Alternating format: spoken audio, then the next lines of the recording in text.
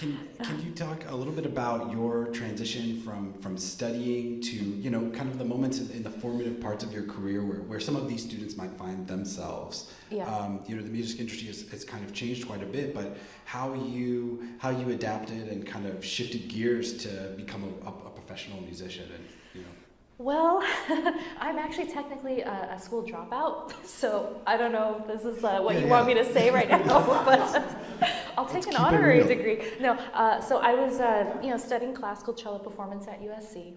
I did have a scholarship that covered my tuition, but it didn't cover basic living costs, and I did not receive any support from family or whatnot, so I was also trying to work to make money to pay for my dorm. And I remember I think it was 600. I shared a dorm with somebody, and it was $600 something, which is crazy, I know now, but at the time per month. And I was so stressed out every month because $600 a month was such an astronomical amount, and many months I literally couldn't make that much, so I started taking out loans, and I felt like I was constantly stressed out because I was practicing so much, 8 hours a day on top of all the schoolwork, full school load, and then trying to work. And I was getting most of my gigs off of Craigslist, almost all of them.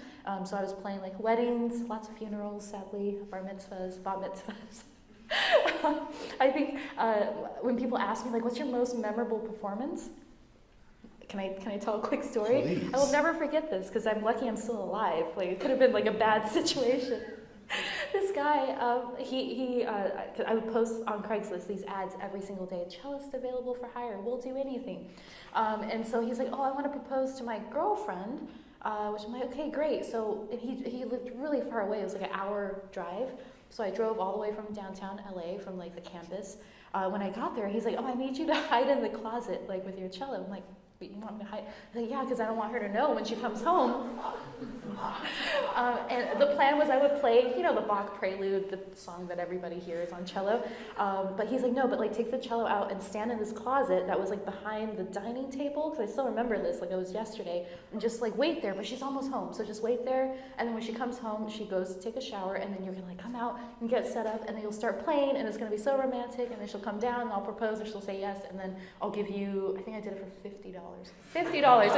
It was it barely covered the gas, but I'm hey, I'm gonna make a profit, So, and she ended up being late, and I think it was 20 minutes or something, or it was almost half an hour that I ended up waiting in the closet. And I was nobody knows I'm here. I didn't even have a cell phone because I couldn't afford a cell phone. So I was oh my God, this is it. My life is over. But she actually came, and then I did that. And after that, I didn't do any more private So.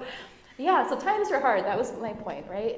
And I was doing all kinds of side gigs. I was teaching piano lessons. I was just trying everything, and I couldn't balance everything, And I had also started playing some classical concerts, never with A-level orchestras, but smaller orchestras. I did some tours of actually Mexico a lot, with the National Symphony there, and then in Italy. There's weird pockets of countries where I was performing, but.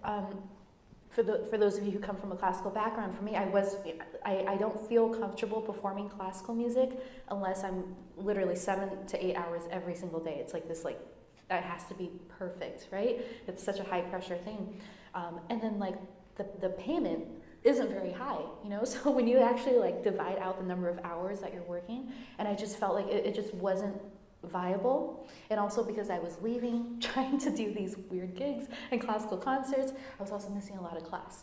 So this is a very, very long-winded way of saying, so my advisor told me, she was Tina, you're missing 2 weeks a month out of classes because you're gone trying to work. So either you're going to lose your scholarship if you keep doing that. So it was either I stay in school or I continue working. And honestly, I don't feel like I had a choice, because I'm.